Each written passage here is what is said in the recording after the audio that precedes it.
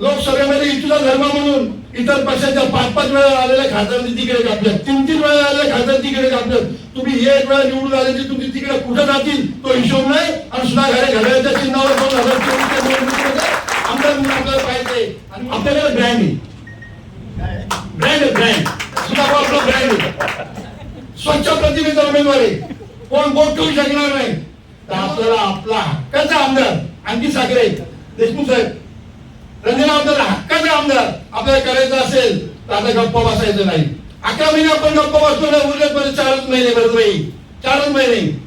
उद्या निकाल लागू द्या, उद्या परवामध्ये कशी लाईन लागेल बघा आपल्याकडं. आणि या महाराष्ट्रामध्ये अजितदादांच्या नेतृत्वाखाली 2 जुलैला युतीमध्ये जाण्याचा निर्णय झाला. आणि आमच्या जिल्ह्याचे नेते आदरणीय तटकरे साहेबांनी हा निर्णय आम्हाला सांगितला. आणि या तालुक्यामध्ये सुधाभाऊंच्या नेतृत्वाखाली राष्ट्रवादी अजितदादांच्या जे निर्णय, त्या निर्णयाचं आम्ही स्वागत केलं. आणि या तालुक्यामध्ये खऱ्या अर्थी कामाला सुरुवात केली. जवळजवळ आज 11 महिने होतात, 1 वर्षही पूर्ण व्हायचे, बरोबर ना, 1 वर्ष पूर्ण व्हायचे. जून सुरू झाले, 2 जून, अजून 1 महिना बाकी, 11 महिने झाले. आणि या 11 महिन्यामध्ये हा राष्ट्रवादी काँग्रेस पक्ष आज उद्या 8 दिवसानंतर 10 जूनला आपल्या पक्षाला 25 वर्ष पूर्ण होत आहेत. 10 जूनला पक्षाची स्थापना झाली. आज सगळीकडे पक्षाचे 2 भाग झालेत, परंतु मूळ राष्ट्रवादी काँग्रेस पक्ष 99 जो स्थापन झालाय तो राष्ट्रवादी पक्ष आणि घड्याळ हे आपल्याकडे आहे. आणि 10 जूनला आपल्या पक्षाचा वर्धापन दिन रंजनाताई, महिला अध्यक्ष असतील, तालुकाध्यक्ष, युवक असतील, सर्व क्षेत्र पदाधिकारी ते 10 जूनला या तालुक्यातला, या मतदारसंघातला जो आम कार्यकर्ता राष्ट्रवादी काँग्रेस पक्षाला मानतोय तो 10 जूनला 10:10 या पक्ष कार्यालयामध्ये पक्षाच्या वर्धापन दिनाला हजर राहिलं पाहिजे असं मला वाटतंय. आणि म्हणून पक्षाकडून वेगवेगळे उपक्रम राबवण्यासाठी दिलेले. आपल्या पक्षाने 10 जूनला रक्तदान शिबिर राजाभाऊ आपल्याला आयोजित करायचंय. रुग्णांना दवाखान्यात जाऊन भेटी द्यायचे, सांस्कृतिक कार्यक्रम आयोजित करायचे, शैक्षणिक कार्यक्रम, गुणवंत विद्यार्थी सत्कार वगैरे हे सगळे कार्यक्रम आपल्याला आयोजित करायचे. आणि म्हणून सातत्याने गेली 25 वर्ष राष्ट्रवादी काँग्रेस पक्ष हा एक विकासाचा ध्यास घेऊन आपण अजितदादांच्या नेतृत्वाखाली गेल्या 11 महिन्यापासून, तटकरे साहेबांच्या नेतृत्वाखाली 11 महिन्यापासून आपण कामाला सुरुवात केली. आणि ह्या तालुक्यामध्ये आपण मूळची पक्ष असे म्हणणारे होते त्याला जागेवर ठेवून सुधाभाऊंच्या नेतृत्वाखाली आपण या विकासाच्या गंगेमध्ये आपण सामील झालो आहोत. हो, दादांनी निर्णय घेतला 11 महिन्यापूर्वी, आघाडी सोडून आपण महायुतीमध्ये सामील झालो. गेल्या 13 तारखेला लोकसभेच्या निवडणुका झाल्या, युतीचा धर्म आपण पाळला. या जिल्ह्यामध्ये 2 लोकसभा मतदारसंघ येतात, एक रायगडला आपले तटकरे साहेब उभे होते, तिथे आपला युतीचा धर्म म्हणून आपण आप्पा मारण्याचं काम केलं. काही त्यांच्या तोडून उद्गार आले की राष्ट्रवादीच्या खालच्या कार्यकर्त्यांनी काम केलं नाही, आमदारांनी केलं, प्रमुख कार्यकर्त्यांनी केलं नाही, खालच्या कार्यकर्त्यांनी काम केलं नाही. आणि म्हणून त्यांनी स्वतःचं आत्मपरीक्षण करणे गरजेचं आहे की आपल्यावर असलेली नाराजी जी उफाळून समोर आलेली आहे ती सांगायचं ठेवून तुम्ही जर राष्ट्रवादीच्या कार्यकर्त्यांना जर तुम्ही खालच्या कार्यकर्त्या जो गावामध्ये मतदान काढतो, जो गावामध्ये मतदान तुझं फिरवतो, त्या कार्यकर्त्यावर शंका अशा पद्धतीचं उपस्थित करणार असेल तर पुढच्या काळामध्ये मग राष्ट्रवादी काँग्रेस पक्ष काय आहे हे 2024च्या निवडणुकीमध्ये दाखवून देऊ. आणि म्हणून आज सगळ्या कार्यकर्त्यांनी एक निर्णय घेतलेला आहे की 2024च्या निवडणुकीमध्ये हो आपण युतीमध्ये आहोत, युतीचा धर्म आपण लोकसभेला पाळलाय, कुठल्याही प्रकारची यंत्रणा नाही, मतं याच्या कार्यकर्त्यांनी पण पोहोचले नाहीत, चहा पाण्याची व्यवस्था नाही, असं असताना सुद्धा तळागाळातल्या कार्यकर्त्यांनी राष्ट्रवादी काँग्रेस पक्षाच्या त्या युतीचा धर्म पाळून शिवसेनेला मतदान केलं नाही. आणि म्हणून मी कार्यकर्त्यांना इथे आवाहन करणार आहे, आजच्या या कार्यक्रमामध्ये बरेच अनेक कार्यकर्ते आज प्रवेश करणार आहेत, मग खालापूर तालुक्यातून असतील, कर्जत तालुक्यातून असतील, मी त्यालाही सांगणार आहे की तुम्ही काळजी करू नका. सुधा भाऊच्या नेतृत्वाखाली या तालुक्यामध्ये, या मतदारसंघामध्ये आणि जिल्ह्यामध्ये तटकरे साहेब अजितदादांच्या नेतृत्वाखाली महाराष्ट्रामध्ये राष्ट्रवादी काँग्रेस पक्षाने आज विकासाच्या वाटेवर जाण्याचा निर्णय घेतलेला आहे. आणि म्हणून आपण सरकारमध्ये सामील झालेलो आहोत. जरी आपल्या पक्षाचा आमदार नसेल, खासदार नसेल आज, तरी आपला पक्ष सत्तेमध्ये आहे आणि तटकरे आपले खासदार म्हणून 4 तारखेच्या निवडणुकीमध्ये निवडून येणार आहेत. आज आपल्या जिल्ह्याच्या नेत्या आदरणीय अजितदाई तटकरे आज महाराष्ट्र मंत्रिमंडळामध्ये कॅबिनेट मंत्री म्हणून काम करत आहेत. आपण सरकारमध्ये आहोत, आपण सरकार पक्षाचे प्रतिनिधी आहोत. आणि म्हणून कार्यकर्त्यांनी कुठल्याही पद्धतीमध्ये आपला आमदार नाही म्हणून आपण गप्प बसायचं. 4 महिने थांबा, 4 महिने, 11 महिने आपण काम केलं ना, 4 महिने एवढं झटून काम करायचंय. या तालुक्याच्या सर्व पक्षांना विचार करायला लावण्यासारखी गोष्ट आज आपण करून ठेवलेली आहे. आज स्वतंत्र पक्षाचं कार्यालय इथं आपलं राष्ट्रवादी काँग्रेस पक्षाचं आपण रंजनही आपण उद्घाटून आज तळागावापर्यंत आपण पोहोचतोय. कालच मतदान संपलं. गेल्या 5 दिवसापासून राष्ट्रवादी काँग्रेस पक्ष सुधा भाऊच्या नेतृत्वाखाली कर्जत तालुक्यामध्ये, खालापूर तालुक्यामध्ये कामाला सुरुवात केलेली. 2024चं ध्येय घेऊन आपण आता पूर्ण एक जिल्हा परिषद मतदारसंघामध्ये 33 बूथवर आपण या तालुक्याच्या 33 बूथवर जाऊन आलो 3 दिवसामध्ये. आणि आपले विचार पटवून सांगितले. महाराष्ट्रामध्ये अजितदादांच्या नेतृत्वाखाली, तटकरे साहेबांच्या नेतृत्वाखाली आणि सुधा भाऊच्या नेतृत्वाखाली आपण राष्ट्रवादी काँग्रेस पक्ष पुढच्या काळामध्ये आपल्याला विकासाची यंत्रणा राबवण्याच्या दृष्टिकोनातून तळागाळापर्यंत जाऊन 2024ला विधानसभेची निवडणूक येईल असं म्हणायला नको. लोकसभेला प्रामाणिक काम करून तळागाळातला कार्यकर्ता आमचं काम केलं नाही असं म्हणणार असाल तर मग 2024च्या निवडणुकीला काही हो.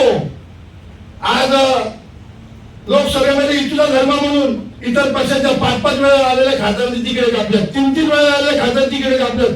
तुम्ही एक वेळा निवडून आल्याची तुम्ही तिकडे कुठं जातील तो हिशोब नाही. आणि सुद्धा घड्याळ्याच्या चिन्हावर 2024च्या निवडणुकीमध्ये आमदार म्हणून आपल्याला पाहिजे. आणि म्हणून सगळ्या तालुक्याचा सगळ्या व्यासपीठावरच्या पदाधिकाऱ्यांनी समोर बसलेल्या कार्यकर्त्यांनी निर्णय घेतलाय. आपण निकालाची वाट बघितली नाही. निकाल द्यायला येणार आहे. आम्हाला खात्री आहे 100% निवडून येणार आहेत. इथं पत्रकार उपस्थित आहेत. आम्ही काम केले, आमच्या तळागाळाचं काम नेत्यांनी, कार्यकर्त्यांनी काम केले, आमच्या व्यासपीठाच्या नेत्यांनी काम केले. हे तर तुम्ही म्हणू शकणार नाही. आमच्याकडे उमेदवाराकडे कुठल्याही प्रकारची यादी आली नाही. चहाचा कप सुद्धा कोणी कार्यकर्त्यांनी दिला नाही. आणि म्हणून अशा पद्धतीमध्ये करत असाल तर ती योग्य नाही. आणि म्हणून हिंदू धर्म म्हणून आम्ही काम केलेलं आहे. आणि म्हणून पुढच्या काळामध्ये आमचा पक्ष आम्ही वाढवण्याचं काम करतो या तालुक्यामध्ये. आणि आमच्या पक्षाचा आमदार करण्याचं काम आम्ही सुधा भाऊच्या माध्यमातून पुढच्या काळामध्ये करणार आहोत. 99ला सुद्धा आम्ही केलं होतं. 99ला आम्ही मूळ काँग्रेसमध्ये होतो. आम्ही पवार साहेबांचे विचार, तटकरे साहेबांचे या जिल्ह्याचे विचार घेऊन 99ला आम्ही सुरुवात केली. बरे होते. त्यांना जागेवर बसून 99ला सुद्धा आम्ही राष्ट्रवादीचा आमदार निवडून आणण्याचं काम केलं. त्याच पद्धतीमध्ये या 2024ला सुधा भाऊला आमदार करण्याकरता आम्ही कामाला सुरुवात केली. आम्ही पोहोचलो. आम्ही 50 गावात जाऊन आलो. आम्ही 33 बूथवर जाऊन आलो. तिथल्या कार्यकर्त्यांना आम्ही सज्ज केले संपूर्ण मतदारसंघामध्ये. आता उद्यापासून दुसरा मतदारसंघ आम्ही घेणार आहोत. या महिनाभरामध्ये हा विधानसभा मतदारसंघ पिंजूर, खोपोली शहर असेल, माथेरान शहर असेल, खालापूर असेल, नेरळ असेल, तालुका ग्रामीण असेल, खालापूर तालुका ग्रामीण असेल, सगळीकडे फिरून सुधा भाऊला आम्ही आमदार 2024च्या निवडणुकीमध्ये करणार हाच निश्चय घेऊन पुढच्या काळामध्ये आपल्याला कामाला सुरुवात करायची. आणि म्हणून जे आज प्रवेश करतात भाई, आपण सांगितलं मगाशी, आंब्याचं झाड सांगितलं, त्याला लागणाऱ्या गोष्टी सांगितल्या. आपल्याकडे ब्रँड आहे, ब्रँड सुद्धा आपला ब्रँड आहे. स्वच्छ प्रतिमेचा उमेदवार आहे. कोण बोट ठेवू शकणार नाही. जिल्हा परिषदेमध्ये चुरून टाकून दिली. मी जिल्हा परिषदचा सभापती म्हणून 2002 ते 2007 मध्ये काम केले. सुधा भाऊ जिल्हा परिषदेचा उपाध्यक्ष झाले. शिक्षण आणि आरोग्य खातं मिळालं त्यावेळेला. आणि त्या काळामध्ये कोरोनाचा काळ आला. कोरोनाच्या काळामध्ये गावातला माणूस, मग तो आदिवासी असो, कोणताही माणूस तो गाव सोडून दुसऱ्या गावात जाऊ शकत नव्हता, तालुका देऊ शकत नव्हता. जिल्हा बंदी झाली होती, तालुका बंदी झाली होती. गावागावामध्ये अशा वही लावून असं गावामध्ये बाहेरच्या माणसाला प्रवेश बंद केला होता. शासनाने काय केलं? शासनाने त्यांना फक्त तांदूळ आणि गहू दिलं, तांदूळ आणि गहू दिलं. परंतु त्यांना साखर पाहिजे, तेल पाहिजे, मसाला पाहिजे, ह्या गोष्टी कोण देणार? आणि म्हणून त्या काळामध्ये या तालुक्यामध्ये जेवढी आदिवासी समाजाची गाव आहेत, जे गरीब घटक आहेत, त्या गरीब घटकांना राष्ट्रवादी काँग्रेस पक्षाच्या माध्यमातून तेव्हा एकत्रित आपण राष्ट्रवादी काँग्रेसमध्ये होतो. सुधागरे जिल्हा परिषद उपाध्यक्ष होते, परंतु शासनाच्या पैशातून नाही, स्वतःच्या पैशातून. अनेक नेते आमच्या बरोबर होते, सगळे घरामध्ये गप्पा बसले होते, पैसे खर्च करत नव्हते, दुसऱ्या पक्षावरून पैसे खर्च करत नव्हते, करोडो रुपये खर्च करून तालुक्यातल्या आम गरीब माणसापर्यंत धान्य पोहोचवण्याचं काम केलं आणि त्या गरीब माणसाची 15 दिवस चूल पेटवण्याचं काय त्या गावामध्ये केलं. आणि म्हणून आजही तालुक्यामध्ये लोकप्रतिनिधी म्हणून अनेक जण काम करत आहेत. कुठे शासन, कुठे टँकर? आज सुद्धा भाऊच्या माध्यमातून तालुक्यामध्ये 100 गावांमध्ये पाणी पुरवठा चालू आहे. 100 गावांचं का पाणी पुरवठा चालू आहे. 100 टँकर लागले जातात त्या गावांमध्ये. शासनाचे टँकर आम्हाला कुणी दिसतच नाही.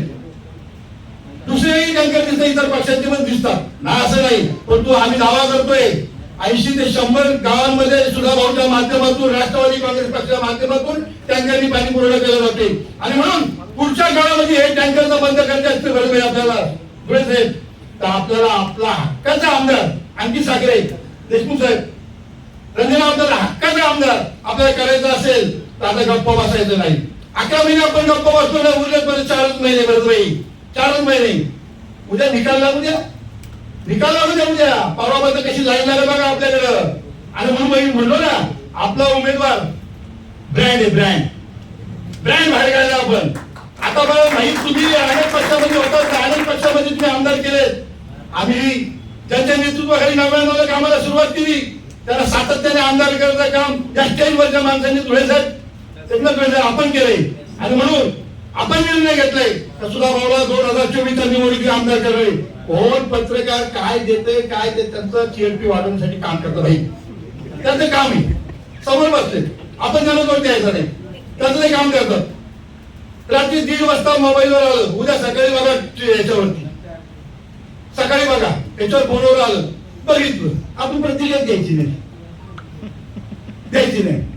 आता ते काय आहे ते न बोललं बरे. मी पत्रकारांच्या कधी नादाला लागायला जात नाही.